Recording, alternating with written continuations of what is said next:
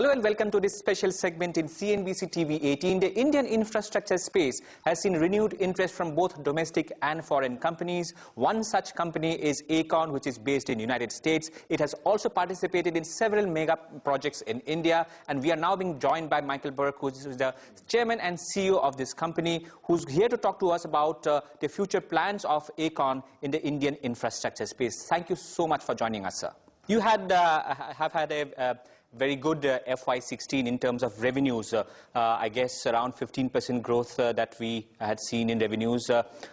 Going forward, can you give us an idea about the kind of targets that you have set for yourself regarding revenue from projects in India? Certainly. Well, first of all, for our fiscal year 2016, which ends at the end of September, we're expecting a 25% growth in our revenue.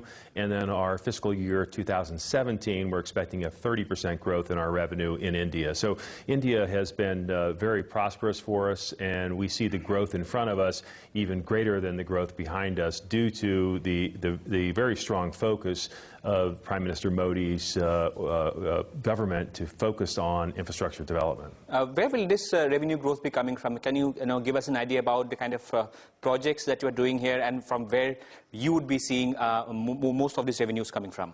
Yeah, so we participate in a broad array of projects across the country. In fact, we're participating in more than half of all the major infrastructure projects being advanced by the Indian government. So we are involved in transportation projects, in particular 9 of the major metro systems in the major cities of the country we're involved with. We are involved in smart cities. We had a 100% success rate by winning all three of our bids on the new smart cities project. So we see growth in smart cities. Ports, we are doing the program management for the new Seabird naval base here in India, and we expect to see a lot of development in the port arena. So all of the areas of infrastructure that form the basis of Prime Minister Modi's infrastructure vision are the type of projects that we excel in and the type of projects where we expect to see growth. That's a fairly diverse and impressive pipeline of projects that you have here. Can you also give us in terms of the kind of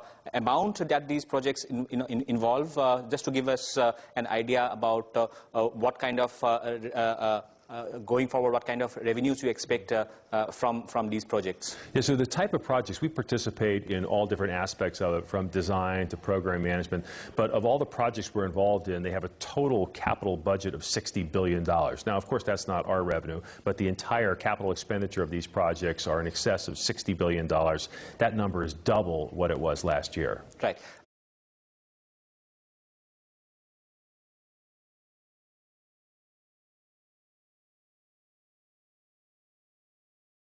Let me now go into specifics. I was going through your portfolio, and on smart cities, you are involved both in greenfield and brownfield development of smart cities. Can you share with us the kind of experience that you have had in greenfield as well as brownfield smart cities development? And till now, have you seen any on-ground, any development that has happened on both greenfield and brownfield smart cities? So we've had a number of experiences, both in developing the master plans for the 3 cities that I mentioned that we recently won. But the one that's most advanced is Dholera. And the Dholera project is under construction now. The enabling infrastructure works are being put in place, and we expect to have that project completed in late 2018. So that's the one project that is the most advanced of all of the smart cities, but the pace is picking up dramatically.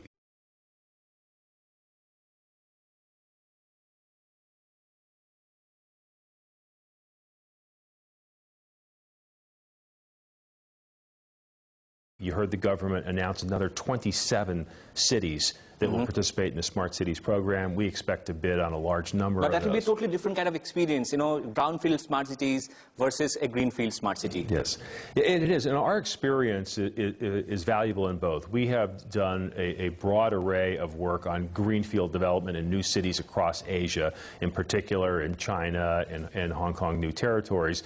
But also we work in some of the more established metropolitan markets of the world, New York and London. So we have a mix of greenfield experiences, entirely new cities, as well as rethinking infrastructure in established cities like New York, London, and Hong Kong.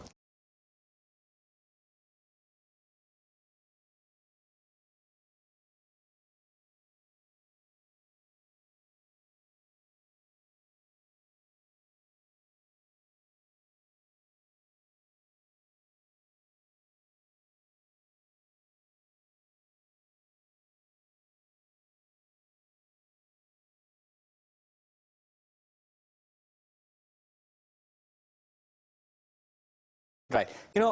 As far as the Indian infrastructure story is concerned, there have been a lot of numbers floating around. One of them says that we have a $2 trillion infrastructure development plan. As a company operating in this space in India, what are the key challenges that you have faced, and what do you think should be done to address those key challenges? Well, the challenges here are not significantly different than the challenges we see elsewhere in the world. You see the studies in the United States. The estimates are that we have a $1.6 trillion infrastructure gap in the United States. So the numbers are widely vary, and people have different opinions on them. But the infrastructure gap here in India is obvious. But we're seeing a focus now of the most senior level officials of the government to address infrastructure. And so that's what it requires, is that we have the right focus now. Now the next big step is, how do we pay for it? There's no city, no country in the world that has too much money for too much infrastructure. There's always a shortage of funds necessary to implement these projects. And so now what we need to see in India is the public sector and the private sector coming together to look at creative and innovative solutions to bridge that funding gap. And there is plenty of private sector money through the public-private partnership model that's been successful elsewhere in the world. And I think having enabling infrastructure in India that will allow us to implement those projects is going to be